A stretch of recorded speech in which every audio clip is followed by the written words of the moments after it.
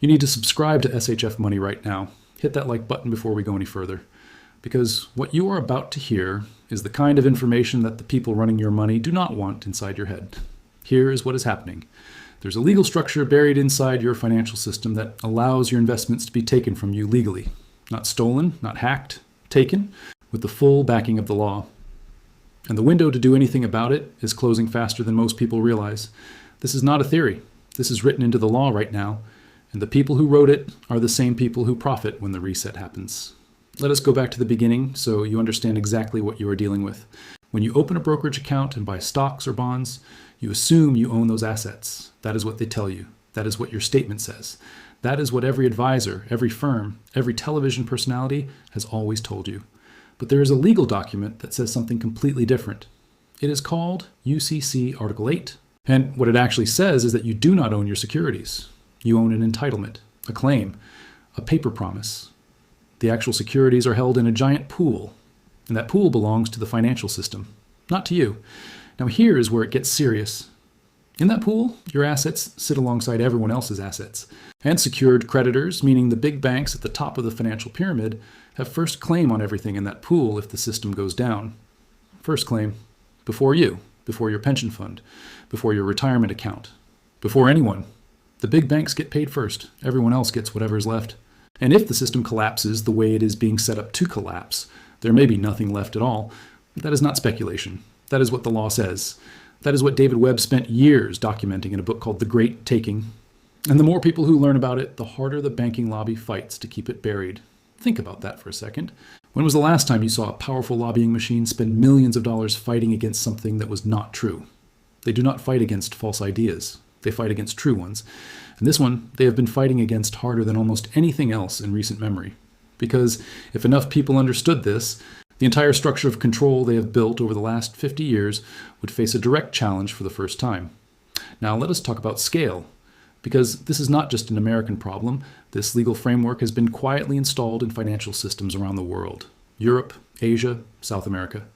One by one, every major market has been brought into the same structure.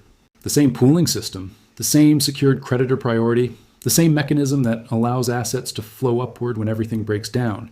Even countries you would not expect have been pulled in. Indonesia, which was one of the last holdouts, was brought into the system as recently as December. That was the last domino. Every major market in the world is now connected to this same legal web. And China, which many people assume operates outside Western financial structures, has a two-tier system. Chinese government assets sit in one protected category. But every dollar of foreign investment flowing into China is subject to the same pooling and the same vulnerability. Nobody told you that either. Now here is where the story connects to something you have already been watching. Think about what happened with Russian central bank assets held at Euroclear. 210 billion euros, frozen. Not taken through war. Not seized through some dramatic military act. Just frozen. Legally, because of the legal structure that governs how those assets were held. And then something interesting happened. The Prime Minister of Belgium stood up and said publicly that if those assets were touched, it could bankrupt Belgium. The head of Euroclear said the same thing. The entire European financial system, they said, could be destabilized by moving 210 billion euros. 210 billion euros is not a lot of money at the scale of global finance. Not even close. So why were they screaming about it? Because they were not warning about the money, they were sending a message to every sovereign nation that holds assets inside the Western financial system. The message was simple. Your assets are not yours. They can be frozen. They can be taken. And there is nothing you can do about it once the trigger is pulled. That is not a conspiracy. Now, that is a demonstration, a public demonstration, loud and on purpose, designed to show every country in the world what happens when you step out of line. Now think about who benefits from that kind of power. Not governments, not elected officials, not citizens. The entities that benefit are the ones sitting at the top of the secured creditor structure. The same ones who wrote the laws, the same ones whose lobby fights in every state capital to keep those laws exactly as they are. And they have been winning. State after state, bills have been introduced to fix this, to restore actual property rights to investors. And state after state, those bills have been killed, not through public debate, not through open votes where the argument was made transparently, through quiet pressure applied to the right people in the right rooms at the right time. That is how powerful this opposition is. In Tennessee, a bill came within reach of passing. 2 senators who championed it were both removed from office before the vote could happen. Both of them. Targeted and removed. That does not happen by accident. That is what organized power looks like when it feels threatened.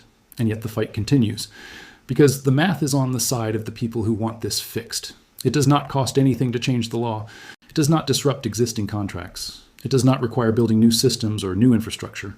All it requires is one state to strike the exceptions in UCC Article 8 that allow client assets to be pooled and used as collateral without restriction and without compensation.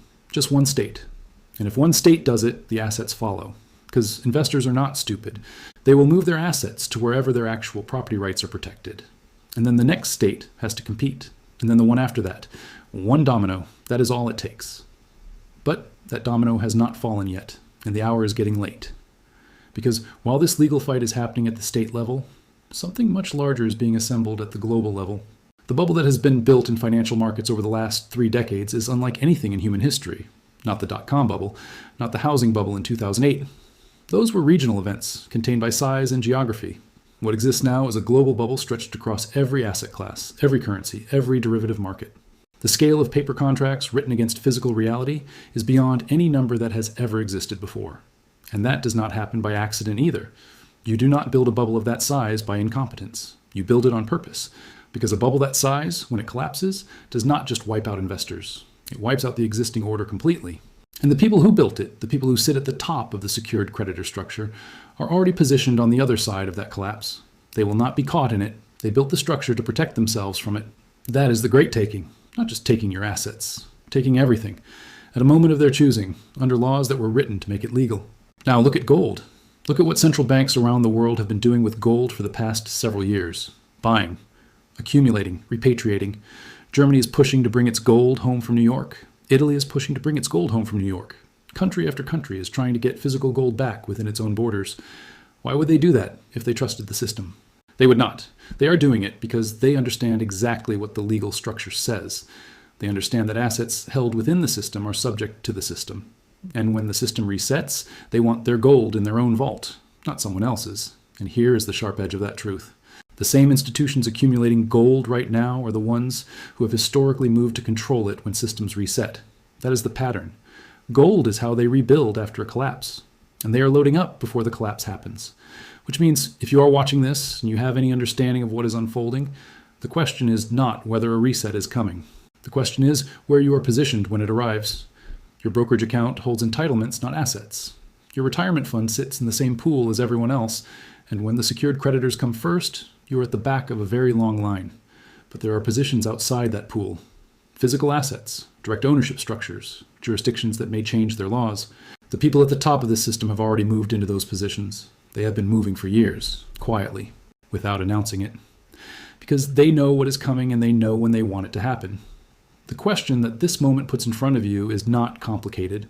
It is actually the simplest question in finance. Are you still inside a structure that was built to absorb your wealth during a collapse? Or are you moving to a position where what you own, you actually own? There is no middle ground in a system reset. There is no partial protection. Either your assets have legal priority or they do not. And right now, under current law, in almost every country on earth, they do not.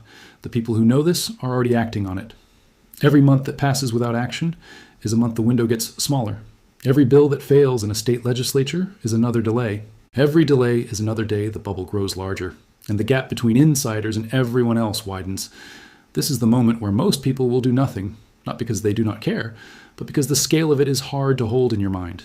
It is easier to believe that your account is safe, that the laws protect you, that the system would not be designed this way.